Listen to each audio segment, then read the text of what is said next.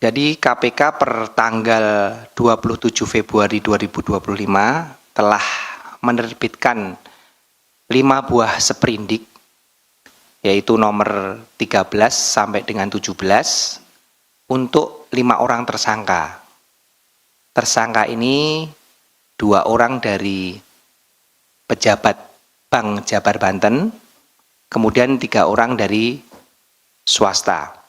Komisi Pemberantasan Korupsi, KPK, memberlakukan pencegahan bepergian ke luar negeri terhadap Direktur Utama PT Bank Pembangunan Daerah Jawa Barat dan Banten, BJB, Yudi Renaldi, YR, dan 4 orang lainnya yang ditetapkan sebagai tersangka dalam kasus dugaan korupsi proyek pengadaan iklan.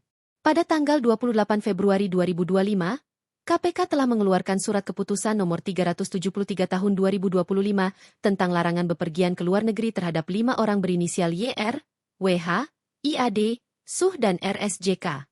Kata PLH Direktur Penyidikan KPK Budi Sukmowibowo di Gedung Merah Putih KPK, Jakarta, Kamis, 13 Maret 2025. Keempat tersangka lainnya dalam kasus tersebut yang juga dicegah ke luar negeri yakni pejabat pembuat komitmen, PPK, sekaligus Kepala Divisi Korsek BJB Widi Hartoto, WH, dan 3 pihak swasta yakni Ikin Asikin Dulmanan, IAD, Suhendrik, SUH, dan Sophan Jayakusuma, RSJK. Larangan bepergian ke luar negeri tersebut diberlakukan oleh penyidik karena keberadaan kelima di wilayah Indonesia dibutuhkan dalam rangka proses penyidikan. Larangan bepergian ke luar negeri tersebut juga telah dikoordinasikan dengan pihak imigrasi dan keputusan ini berlaku untuk 6 bulan. Dalam pengembangan penyidikan tersebut, KPK telah melakukan penggeledahan sejumlah lokasi di Bandung, Jawa Barat, salah satunya adalah rumah mantan Gubernur Jawa Barat Ridwan Kamil, RK. Bahwa benar kami didatangi oleh tim KPK terkait perkara di BJB.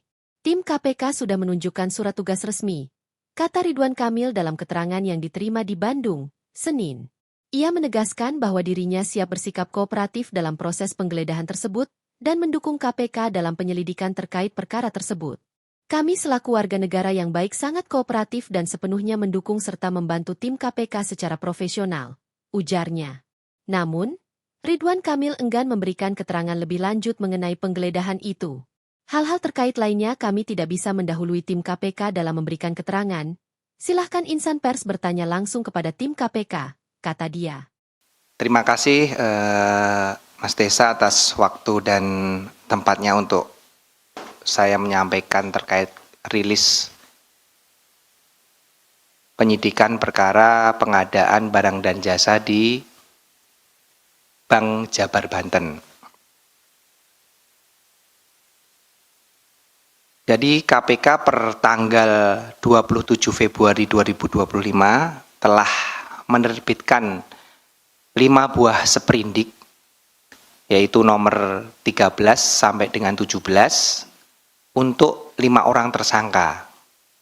Tersangka ini 2 orang dari pejabat Bank Jabar Banten, kemudian 3 orang dari swasta.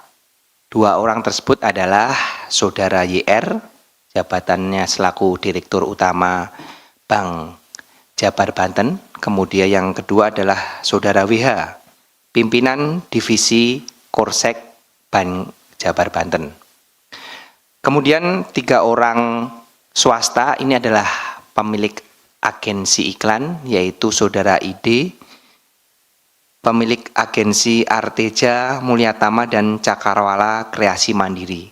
Kemudian Saudara S adalah pemilik agensi BSC dan WSBE. Kemudian Saudara SJK, pemilik agensi CKMB dan CKSB. Perlu saya sedikit jelaskan kepada teman-teman media semua bahwa di tahun 2021 sampai pertengahan 2023, Bank Jabar Banten ini merealisasikan belanja beban promosi umum dan produk bank yang dikelola oleh Divisi Korsek sebesar kurang lebih 409 miliar yang digunakan untuk biaya penayangan iklan di media TV, media cetak maupun media online yang bekerja sama dengan 6 agensi tadi yang saya sebutkan. Jadi 3 orang tadi itu masing-masing memiliki 2 agensi yang memenangkan sebagai pihak vendor yang menerima pekerjaan penempatan iklan oleh Bank Jabar Banten. 6 agensi tadi secara rinci masing-masing menerima PT CKMB 41 miliar, kemudian CKSB 105 miliar, PT AM 99 miliar, PT CKM 81 miliar, PT BSCA 33 miliar, dan PT WSBE 49 miliar. Dari proses penyelidikan dan penyidikan yang kami laksanakan, kami menemukan fakta bahwa lingkup pekerjaan 6 agensi ini ternyata hanya menempatkan iklan sesuai dengan permintaan Bank Jabar Banten. Serta kami temukan juga bahwa penujukan agensi ini dilakukan dengan melanggar ketentuan pengadaan barang dan jasa.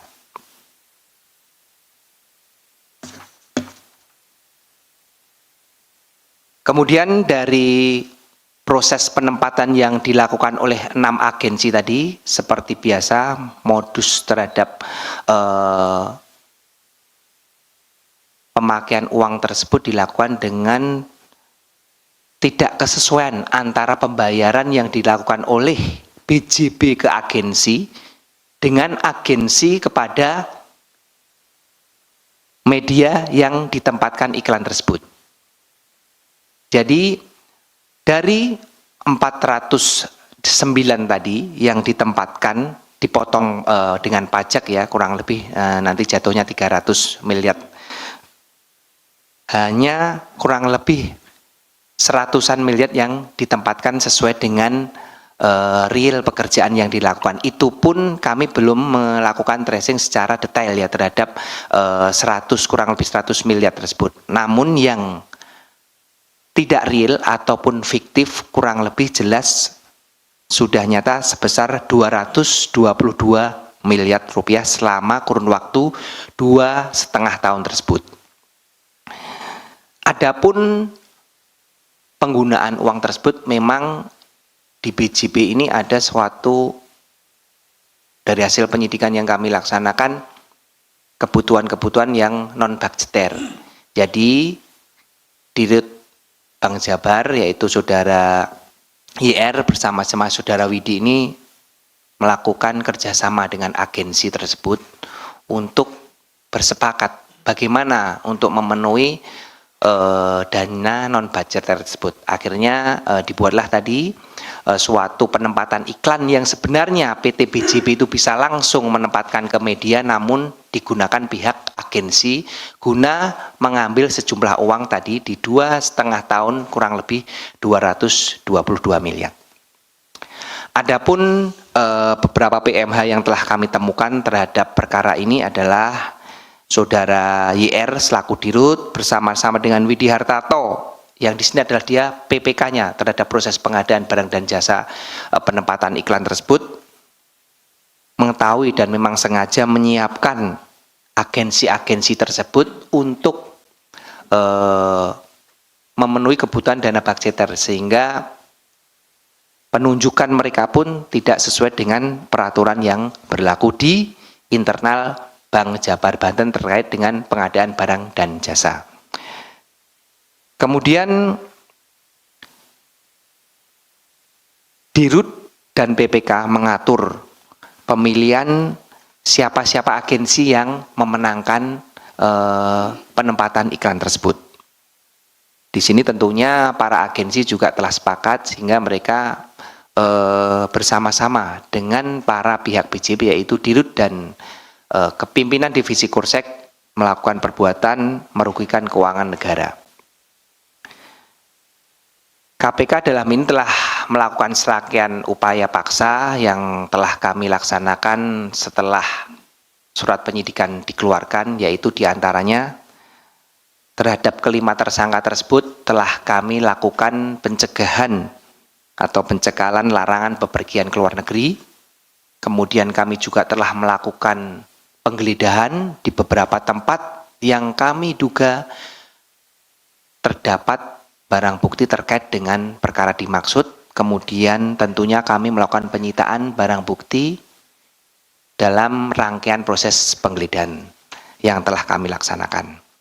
Terima kasih telah menyaksikan berita terkini dari sinarharapan.co. Saksikan terus konten-konten menarik lainnya.